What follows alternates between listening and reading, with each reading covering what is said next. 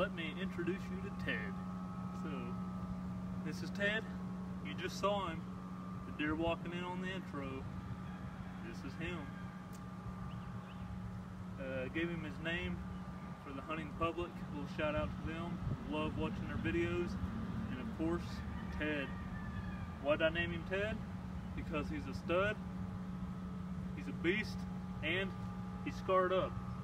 As you can see where I got the different patches on him, scars. And if you've been watching over the summer, Ted, you got to keep your arm out of the saw, man. Don't do that. Anyway, so here's Ted, the deer we shot in Oklahoma last year. So let me show you how we made him. Stay tuned and watch this.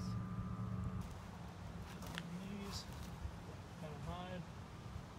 Keep around, son. You get that deer that's a little bit nervous, kind of just looking at him. You know, like, oh, Ted don't look right. You give him the little confident, oh yeah, I'm good. Yeah, I'm good. Give him a little head nod. Oh, a little bit of movement.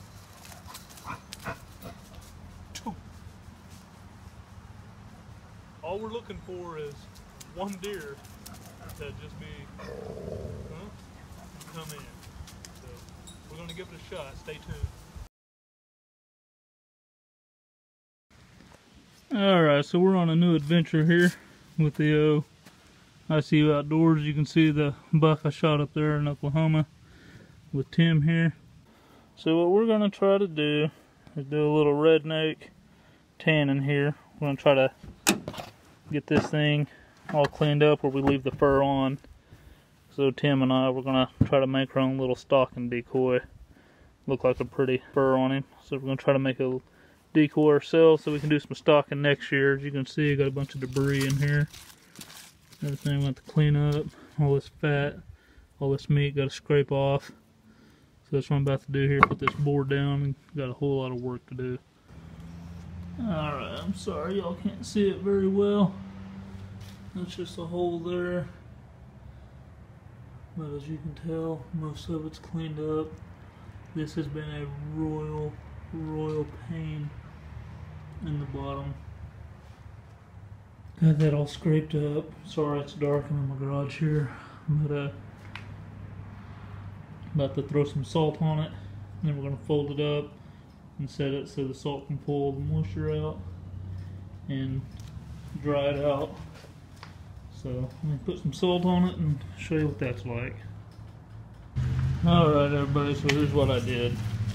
I rolled up the deer hide, put it in this 5-gallon bucket at an angle. It had tons of juice in it. It was sitting up higher also. I had it sitting up like so. About like that.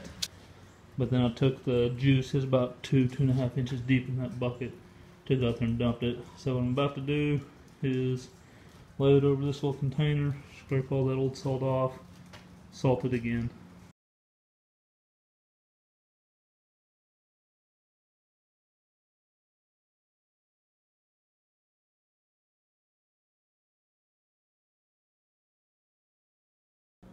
So here we're going to be doing the old Deer Hunter Trapper Hide Tanning Formula.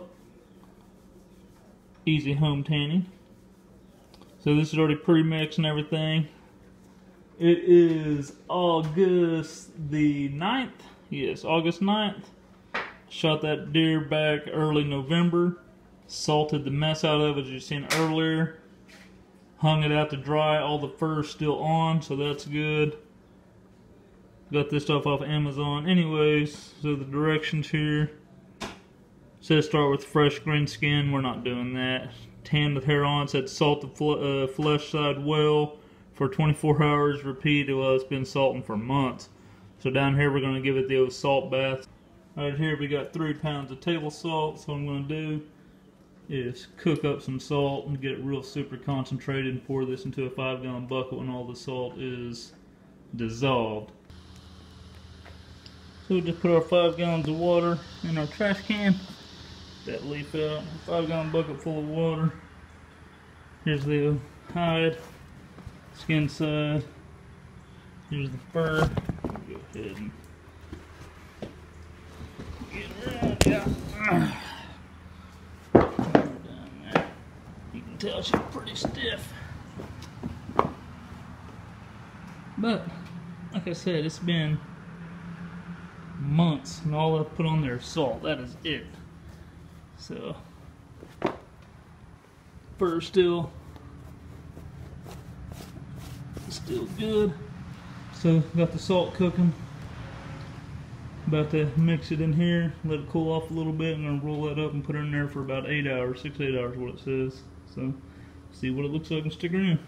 So I got the salt in there, dissolved. That's 5 gallons plus probably a gallon or so in there with the salt. This thing, like I said, has been salted. It's nice and stiff. And I'm very impressed just with that salt, how this fur's staying on. Anyways, it says to give it a salt bath for 6 to 8 hours, so I'm trying to make a decoy, so this ain't gonna be perfect by any means. I'm just gonna keep it in there. Anyways, I'm gonna leave it in the salt bath for, I'm gonna just leave it in there for 8 hours, and then clean it up some and put that tannin stuff on, and I'm gonna have some sort of redneck decoy. Stay tuned.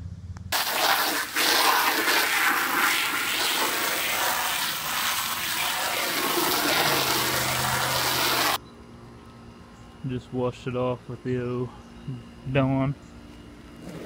Just helping looky there. Dawn helps save wildlife. Yep. What Dawn don't know is it was used hopefully to get a bell buck down. Anyways.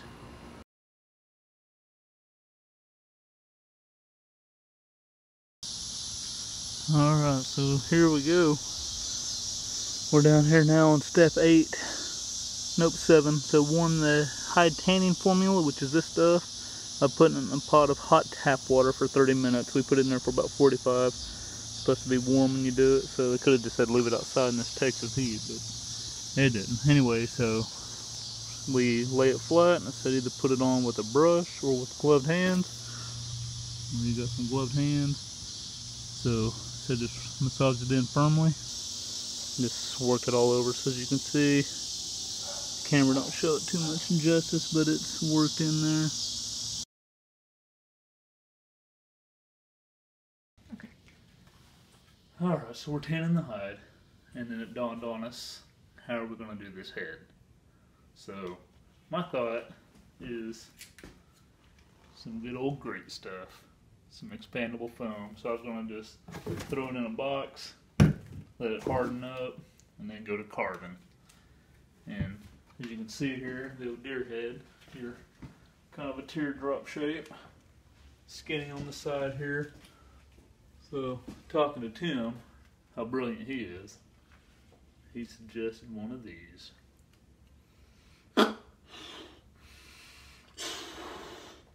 You know, and then just carve her out.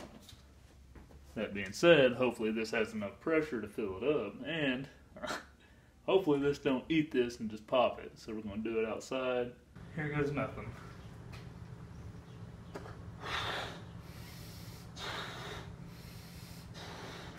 I'm going to go ahead and just put some air in it so I don't have to overcome so much pressure. Got this all shaken up. So I don't know if you ever mess with this stuff or not, but you get it on you, it is super sticky, so that's what the gloves are for. Alright, so here we go. And good call on the gloves. Ah, it's on my face. Luckily the balloon's holding up.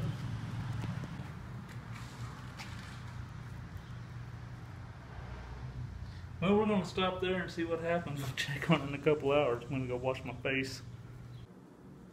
Well, this one got the old balloon out. And it's fairly firm. Flip it over here. Big old hollow spot. And all up here, this right here is weak, right here. So hopefully this has been out there for over 24 hours, so hopefully it's nice and cured and no gooey wet spots in there. So I'm about to throw it in this bag and stab it. Take the old Winchester here, and that wasn't too bad.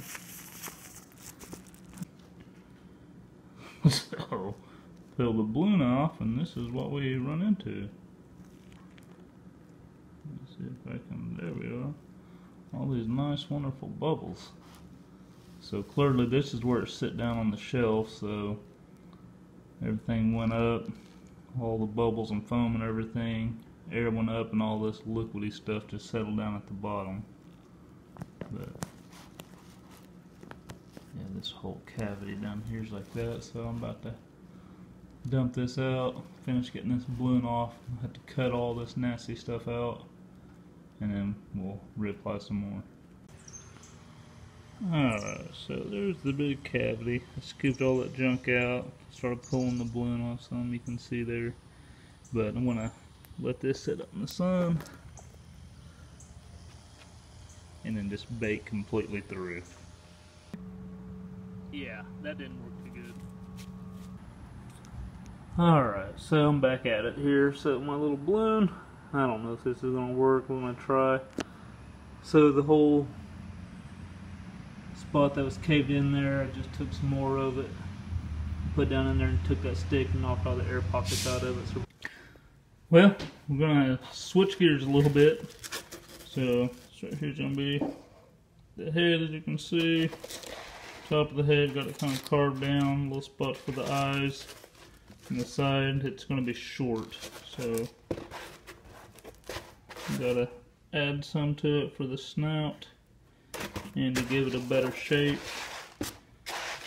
Don't worry, we're gonna be hunting with something, so we're not done yet.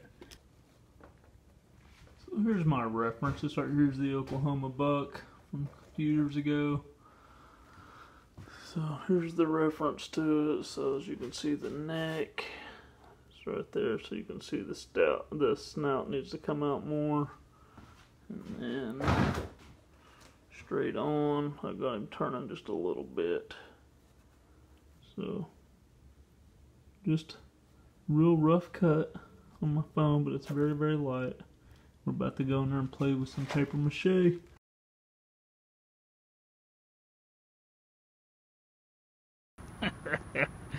Alright, well, here we go. We got a little bit of a snout. Have to trim her up some. Got the neck going around there. Alright, so here we are. I got the paper mache in there drying, so I decided to break out the hide and work on it. So here's where the horns go. I butchered this thing all sorts of up whenever I did this, because I've never done this before. So I cut it from horn to horn. So horn, horn, so I cut it across there, and then I decided just, oh well, came down to the eyeball, and then across to the cheek, and all around. So on the inside here, you can tell, been doing my home economics. Been sewing across here and here and here, so anyways, just sewing away and show you what it looks like when it's done. So it's fun because this thing is thick, so you got your big needles and a pair of pliers. So I'm gonna continue going.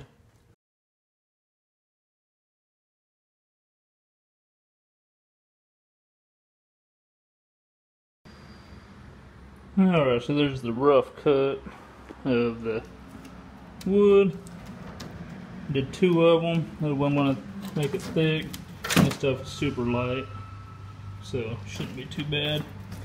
So I'm going to get those glued up and tacked together so it can dry, and then put the fur on. We'll get that head mounted on there. Let's see what it does. Well, we got old Ted done.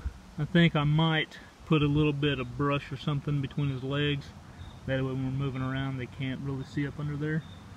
But we'll kind of just see how it goes. But all I did there was on that cutout of the plywood, doubled it up, made it a little bit stronger, and then I just glued that fur. I cut that fur, I put it on there, glued it down, stapled it on there, and let it dry, and then cut around the wood.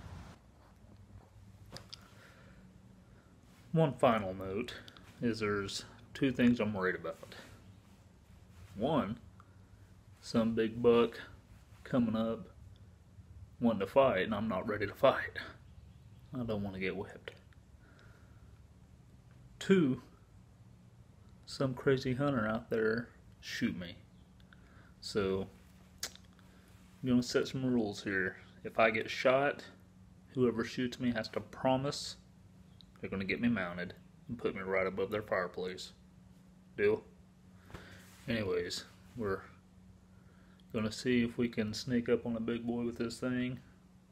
I may try it out here in Texas, but we're definitely gonna be using it in Oklahoma. So it's Ted. Let's see what he does.